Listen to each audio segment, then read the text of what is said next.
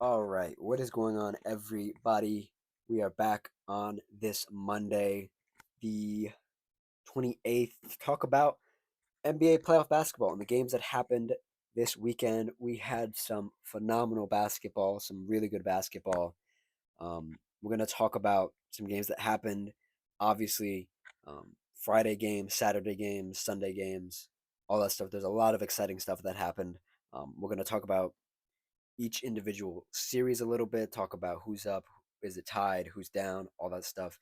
If you like what I have to say, like the video. If you have your own opinions, comment them down below. If you like the vibes, consider subscribing. And let's jump right into it. Um, First thing on the docket is just to talk about um, the series in general. We're gonna dive back to the 25th, this past Friday, to talk about Lakers Minnesota. Talk about that game. We'll talk about them again towards the end of the video to talk about um, how the Timberwolves managed to be up in the series. But let's talk about the East and the West side of the brackets. West is always up first. The Thunder swept the Oklahoma City Thunder. Oh, the Thunder swept. The Oklahoma City Thunder swept. That's a mouthful. The Memphis Grizzlies, 4-0. Um, we'll dive into that. That was just a beat down. Um, Below them, the Nuggets versus the Clippers are tied 2-2. We'll talk about that. Lakers versus the Timberwolves. The Timberwolves are up 3-1. They're the lower seed, but they're kicking butt. Um, Golden State is up 2-1 versus the Rockets. They fought very well without Jimmy, managed to get the win. On the East side, Cleveland versus Miami. Cleveland leads the series 3-0. Not very exciting series, sort of more of a beatdown as well. Pacers are up 3-1 versus the Bucks. I made a whole video about that. That will be out tomorrow. Keep your eyes peeled for that. We have Knicks versus Pistons. Knicks lead 3-1, very controversially, leading 3-1. We'll talk a little bit about that. And we have another beatdown on the other side. Jason Tatum's return. Boston leads the series 3-1 versus the Magic.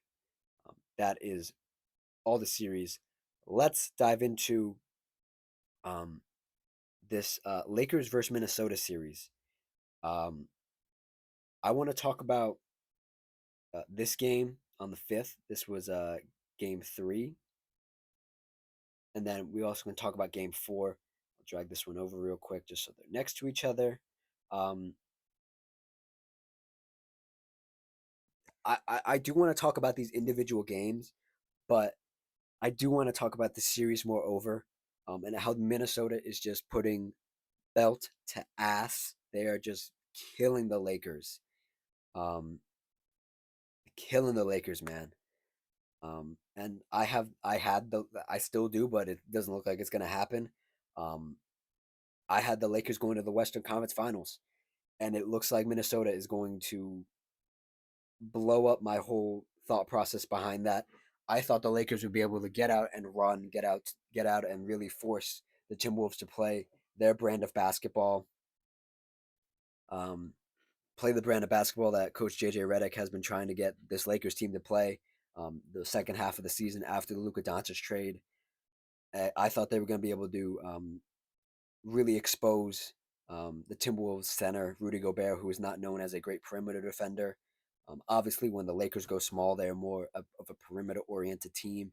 But you also have to recognize that they also are a vertical team, and Luka likes to throw lobs. He likes to try to get stuff near the glass, near the rim. Try to put it as close as he can for his big guys. But that's the problem. The Lakers do not have any big guys. Um, they've had to start Jackson Hayes this whole series, and he's played 9 minutes. He basically is coming off the bench, but starting. And they've had to play Rui Hachimura at the 5. They had to play Dorian Finney-Smith at the 5. LeBron at the 5 sometimes. Proto 5. Pseudo 5. Jared Vanderbilt at the 5. And none of these guys are above like 6'9", I think. And the big point of contention is that Minnesota is literally playing the best basketball of this new era essentially of the Anthony Edwards era. And Anthony Edwards, I'm gonna sound so crazy, because I really liked Anthony Edwards. Pre this, I liked him. I was always a firm proponent of build around Anthony Edwards, the Timberwolves star shooting guard. Um, Ant has ascended. He has ascended. He has arrived.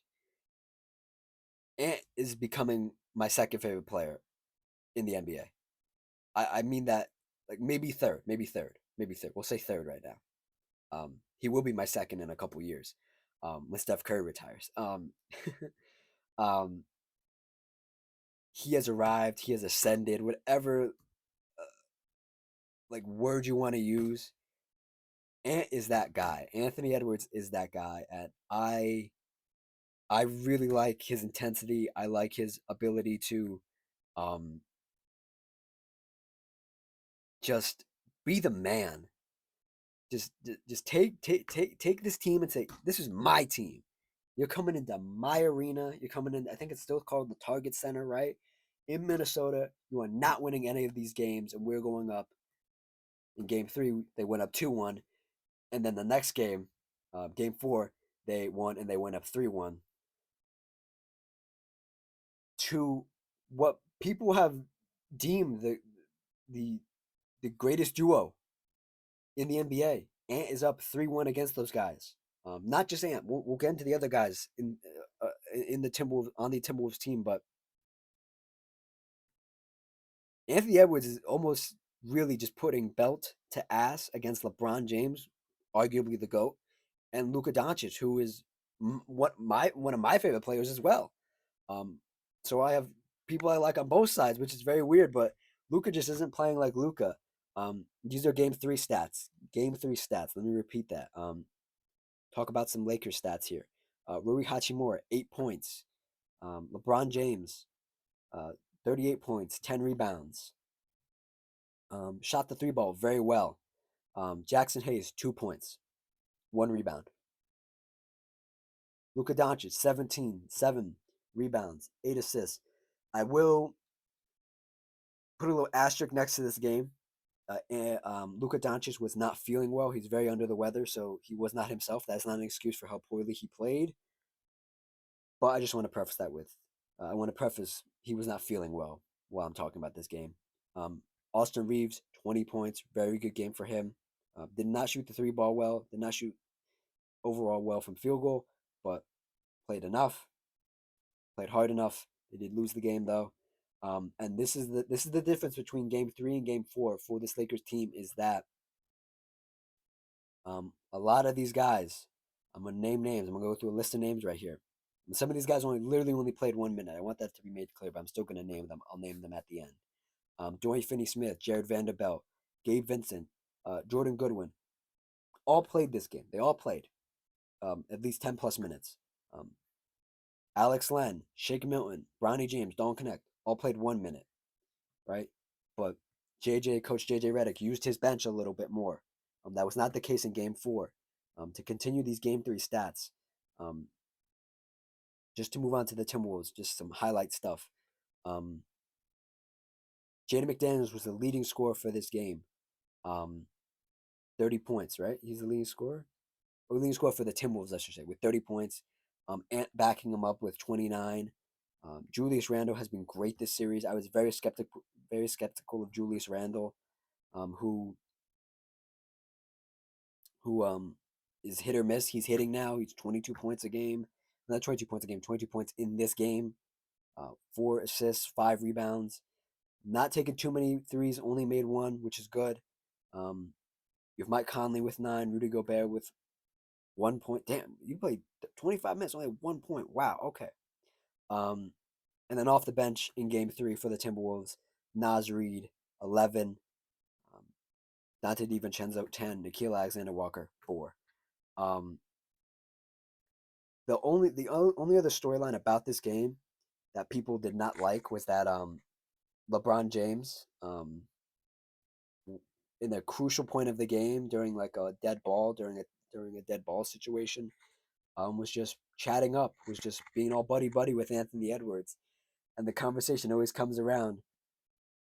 LeBron doesn't have that killer instinct. Michael and Kobe would never do that. Blah blah blah blah blah. I agree with those things. I don't think you should be you should be freaking talking to the guy you're trying to beat. Um, Being nice, being like casual with somebody is different than like literally like they were giggling, they were laughing. Him and Ant, they were having a good time. They were Olympic teammates this past summer, so they do have a bit of a different relationship. They are very good friends from what it seems. But LeBron was just like, I would be so mad if I was LeBron's teammate. I'd be like, bro, get away from that guy. We're not doing this right now. We're down two. We're gonna be down 2-1 in this series. I can't be having you talk to this guy. You know. It just didn't seem like LeBron was taking this game seriously, and the thought around the NBA circles was that he's not taking this game seriously. He has his points, he has his rebounds. It's not his fault if they lose. That was the thought process a lot of people had. Um, Moving on to Game 4, um, Lakers versus Minnesota. Both these wins aren't very large for Minnesota. Game 3, Minnesota got the win 116 to the Lakers 104. That was game 3. And then in game 4, I repeat, in game 4, they won the game 116, the Timberwolves, to the Lakers 113. Um, this game's a bit fresher in my mind, obviously, because it happened. Um, it happened on the 27th. Bit fresher in my mind. I don't have a lot of thoughts about this game other than everything I said about the previous game. Um, but the big point of contention was that um, Coach JJ Redick for the Lakers played his best lineup for the whole second half. And that best lineup consists of a 40-year-old LeBron James who should not be playing. He ended the game playing 46 minutes.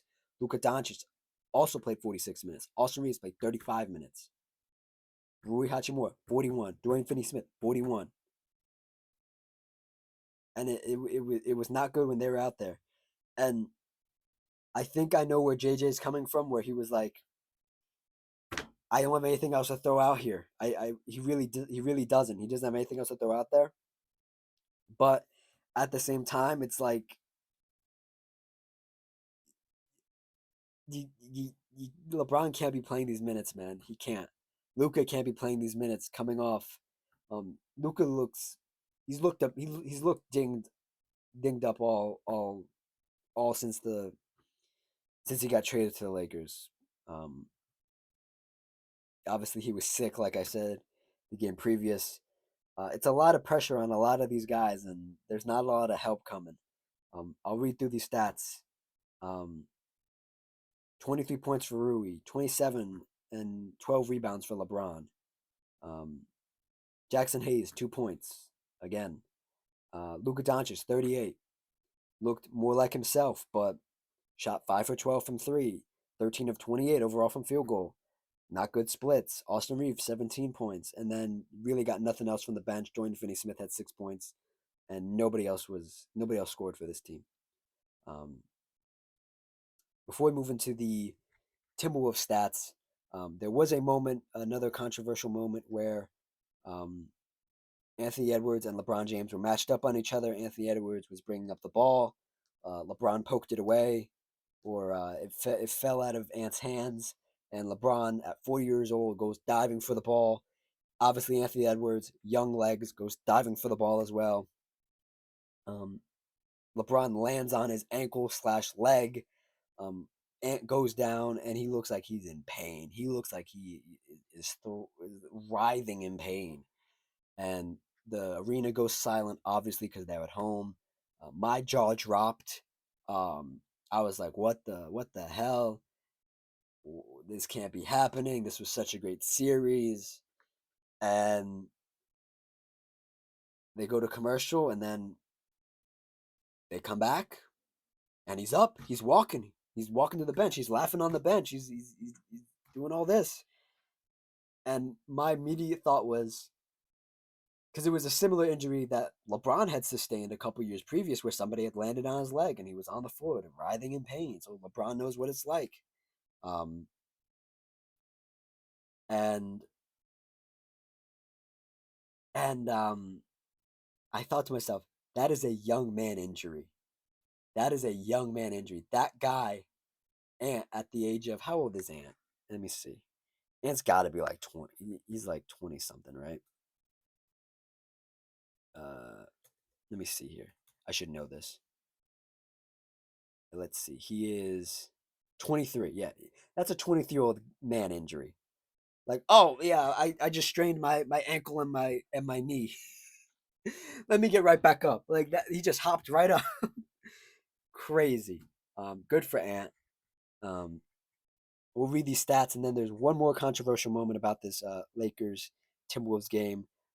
Julius Randle, another great performance for him. 25 points, 7 rebounds, really good stuff.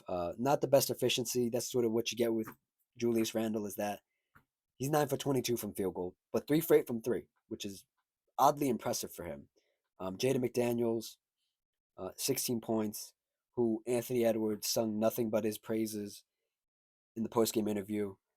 I like Jaden McDaniels too. I've always liked Jaden McDaniels. Funny enough, Jared Vanderbilt, who's on the Lakers now, was once upon a time a Timberwolf, and I think they played together for maybe a season and a half. And I always liked Jaden McDaniels more than Jared Vanderbilt. And it's funny that Jared Vanderbilt's on the other side of this team now, playing 7 minutes a game, 0 points, and Jaden McDaniels is on still on the Timberwolves with 11 rebounds and 16 points. Just something I wanted to note there. Rudy Gobert with 5 points, played 26 minutes, 10 rebounds, good stuff. Mike Conley had a block on LeBron that was insane. 2 points for him. The elder statesman Mike Conley, holding his own this series. He's one of the oldest guys next to LeBron in this series, and he's holding his own. Anthony Edwards, a 43-point game. I think that's his fifth 40-point game.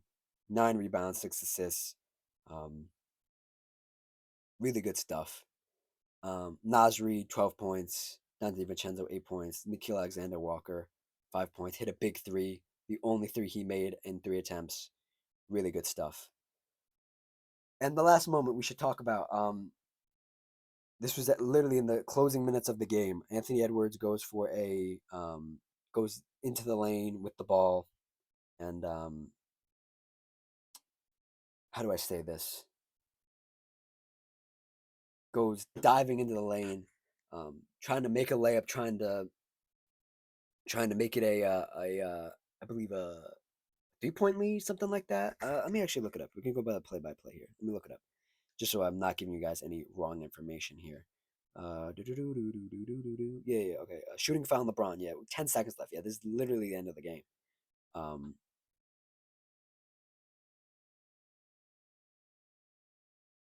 yeah. So Ant has the ball and drives into the lane, and LeBron swipes at the ball. And in the moment, they called it out on Anthony Edwards. They thought he touched the ball last, right? Obviously, they go review it.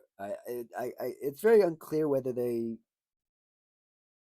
challenged it or they just reviewed it. I think they just reviewed it. The refereeing staff did. They just reviewed it. Nobody challenged it, and it took a couple minutes, as it usually does.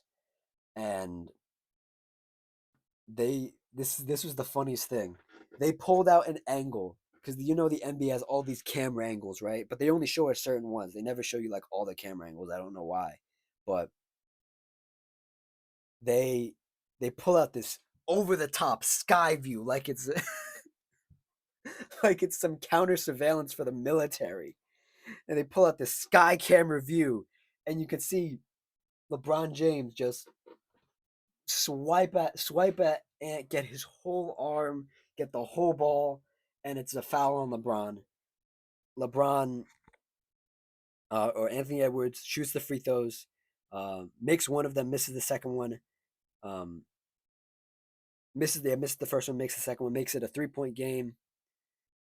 Um, and I'll get to this in a second, but I have to find the angle for this thing if I can right now, because it's just such a funny angle. They pulled out this never before seen like camera view to prove that LeBron James fouled Anthony Edwards. Um, I can't find it right now, but one of my biggest problems with this Lakers team, amongst a lot of things, is that um, they've had a lot of opportunities to win games at the buzzer or tie games at the buzzer, I should say. Their after timeout plays, their last minute like go to plays. I like JJ Redick. I like him as a coach. I liked him as a commentator. I liked him as a podcaster. Coach JJ Redick for the Lakers. What the hell are these plays that he pulls out? I don't know if he. I don't know what these plays are, but the last play of this game was an Austin Reeves missed 20-foot 3-point jumper. Um, I've seen it a couple times now throughout the course of the regular season and this postseason. But I'm just like, what the hell, JJ? Like, I think of JJ as this like smart, like really in the weeds guy who's gonna come up with this very advanced play. And it was a it was they're just bad plays. They make my stomach turn. Like I just want to turn off the TV and be like, that was a disgusting play. Um, but yeah, that is Lakers Timberwolves. The Lakers are down to the Timberwolves 3-1. The thought on Twitter, of course, because you have the LeBron James fans, is well, LeBron is the only guy who's ever come back from 3-1. He's notorious for it. He did it against the Warriors and they won the championship. Um, to those people, I just want to say that was almost 10 years ago. That was 2015, 2016. LeBron's not coming back from 3-1. This series is over. The Timberwolves either win it in LA next game or they go back to Minnesota and they win. LeBron's not coming back down from 3-1. If LeBron comes back down from 3-1 at age 40 with Luka Doncic, he's the greatest player of all time. I will admit it. But it's not going to happen. Moving on to this next series, get through this one quick because it was a clean sweep. The Oklahoma City um, absolutely destroyed the Memphis Grizzlies. I covered um, the game where Ja Morant got injured in another video. There's not much to say about this game. It was a game. A lot of the role players came out for the Timberwolves, for not for the Timberwolves, the Grizzlies, and gave it their all. There's let's see, one, two, three, four, five people in double digit points. There's three people above 20 points on the Grizzlies, and they gave it their all, man. They gave it their all. The Oklahoma City won this last game, game four, 117 to the Memphis Grizzlies, 115. Um, the story of the game for the Memphis Grizzlies was Scottie Pippen Jr., man, 30 points. Uh, the splits aren't great. He took a lot of free throws, though, played some good defense. He did foul out again, but he gave it his all. Salute to Scottie Pippen Jr. Um, he gave it his all, man. The other guys, Desmond Bain, 23, hit some good shots. Santi Aldama, 23. Jaren Jackson Jr., who was supposed to be the guy when Ja Morant isn't there, had 12. One block, two steals, two assists, four rebounds. Not the best look. 3 for 12 overall from field goal. Missed all his 3-pointers. Took two of them. Vince Williams with 11. They fought. I will always give respect to a team when you're down 3-0.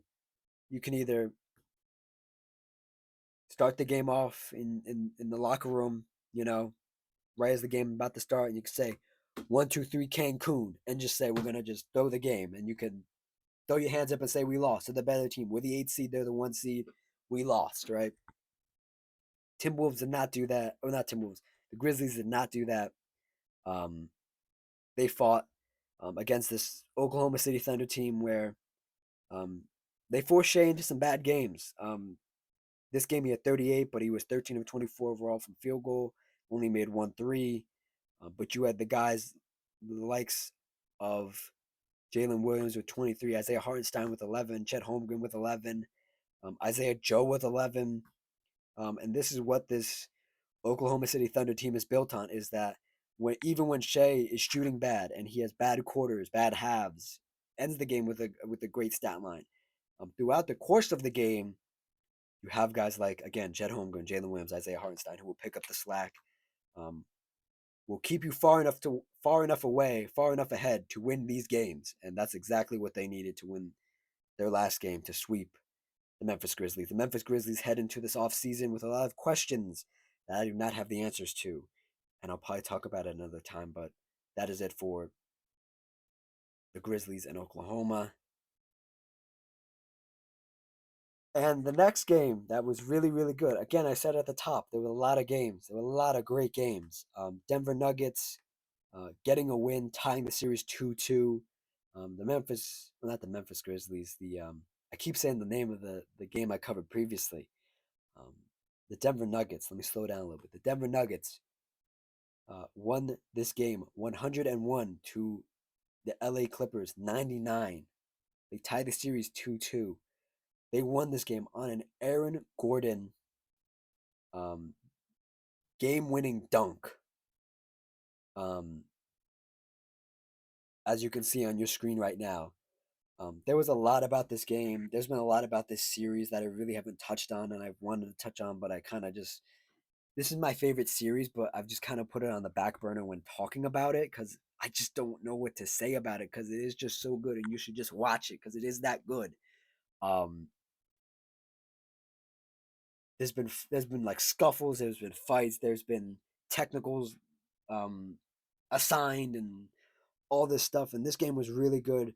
On the Clipper side of things, 24 points for Kawhi Leonard. Um, this was a game where you have a star, a superstar like Kawhi, where they would just say, "Oh, let's try and win this game, even though we're losing this game."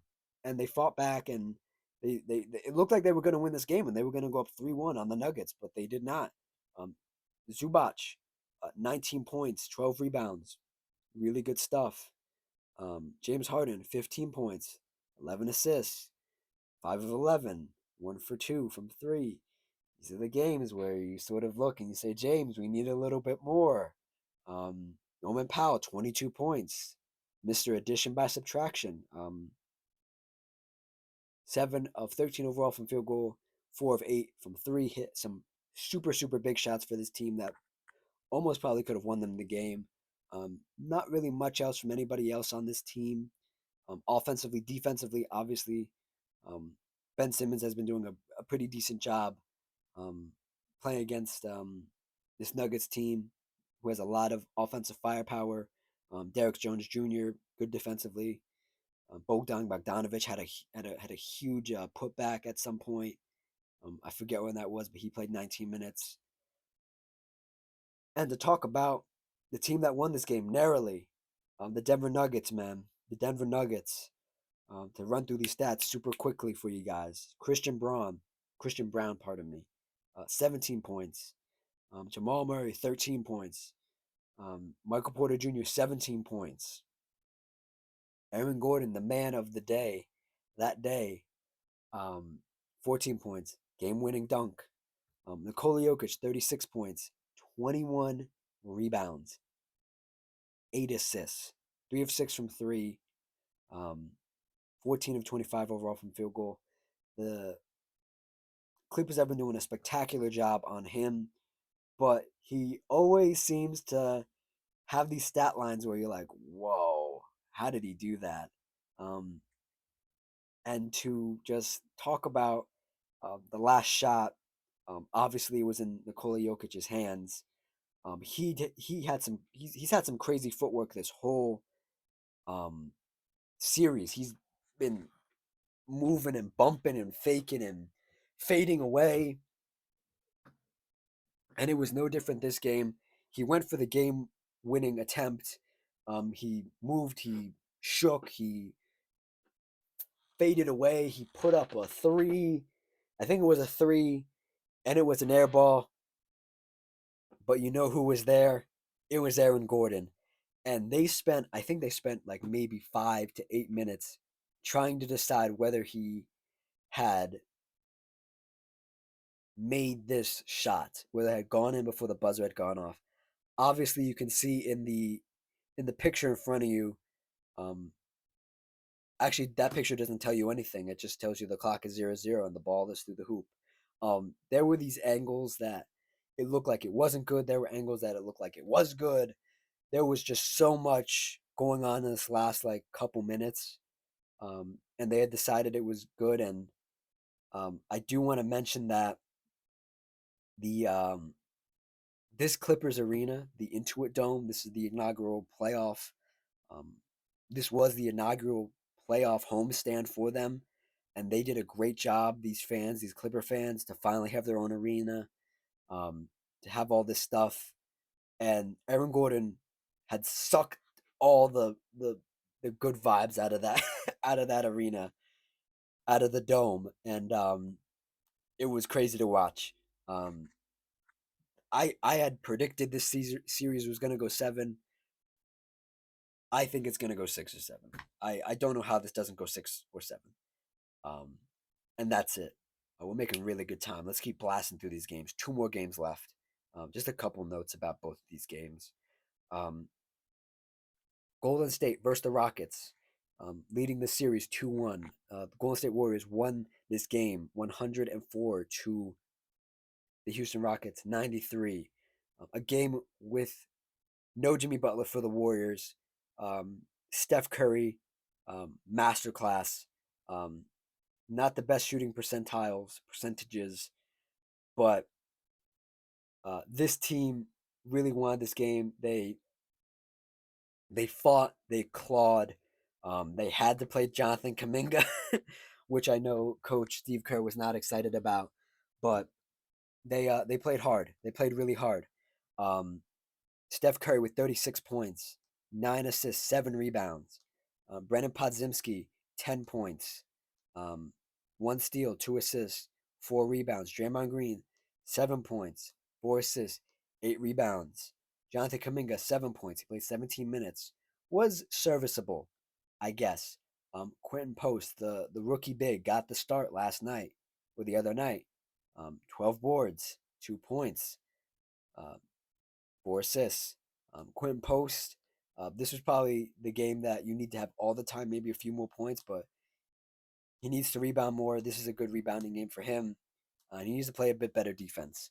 Um, but something that I've been meaning to say and I've been forgetting to say about about this Warriors team, Kevon Looney needs to play more, man, because Alperen Şengün is beating the Warriors sometimes almost by himself.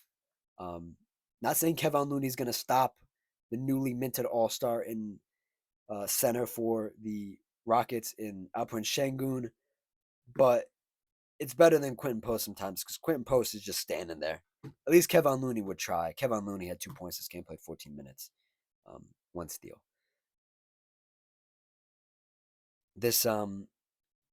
This this was a game for Buddy Hield, 17 points. Um, got the ball stolen by Steven Adams, the Rockets center, in an embarrassing fashion, and then Jimmy Butler at some point during the course of this game was like, Buddy Hield, just stop shooting. Do not don't stop shooting. Stop dribbling. Just shoot the ball. um, Funny altercation on the bench there. Gary Payton, huge game for him. 16 points. Great defensively, and this Rockets team, man, this Rockets team. This is what I was talking about when I was previewing this game or this series, I should say. Um, they they make these rookie mistakes. They make these young team mistakes. They turn the ball over. They take bad shots. They don't have a half. They don't. They have a non-existent half-court offense other than give the ball to Şengün and let him work in the paint. Şengün had 15 points this game, 11 rebounds. Um, it's tough sometimes. They played a good game. It was a close game. Ahmed Thompson, 11 points, 7 rebounds. Dylan Brooks, 13 points. Fred VanVleet, 17 points. 5 of 14 from field goal, 3 of 9 overall from field goal. Jalen Green, 9 points, has been putting up absolute freaking stinkers. Jalen Green has. And they're running a thin lineup. I mean, they do have some injuries going around, but there are also some DNPs here. You play Steven Adams 18 minutes, he gives you 18 points. You play Tari Eason 19 minutes, gives you 8 points. Jabari Smith, who I like, only giving you 12 points, though. Probably should be featured a little bit more. I might send Jalen Green to the bench, and I might start Jabari Smith Jr. next game if I'm the Rockets. Um, But yeah, the big moment of this game though was the end of the game where um, Jalen Green and Draymond Green, the Greens, get into it, and Draymond Green had some things to say about Jalen Green. Jalen Green said, "I don't care." Essentially, that's all he does is talk, whatever, whatever, the normal stuff. And yeah, that was pretty much it for this game. And the last game, Knicks versus Detroit. The Knicks take a 3-1 series lead. They won this game 94 points to Detroit's 93. Um, this was a tough nose game. The real thing I want to say about this game is that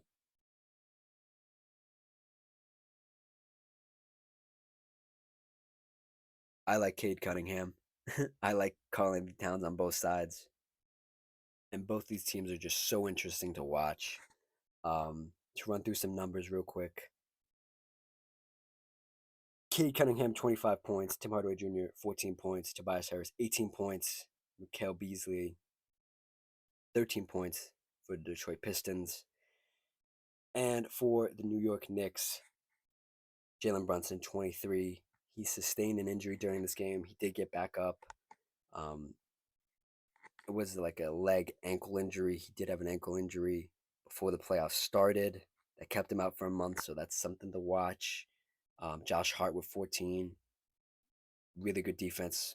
Mikal Bridges with 8 points. Really good defense. OG Anunoby, I don't know what he was doing out there this game. He looked kind of lost. Karl-Anthony Towns, 27 points, 9 rebounds. Came down the stretch of this game. Huge for the Knicks, especially when Jalen Brunson got injured, went to the back. He came back to play in the game, but in that time where Jalen Brunson was in the locker room, Karl-Anthony Towns was huge for this team. And the Knicks won this game very controversially. Um, the end of the game was crazy. The ball ended up in Tim Hardaway Jr.'s hands for a game-winning shot. Um,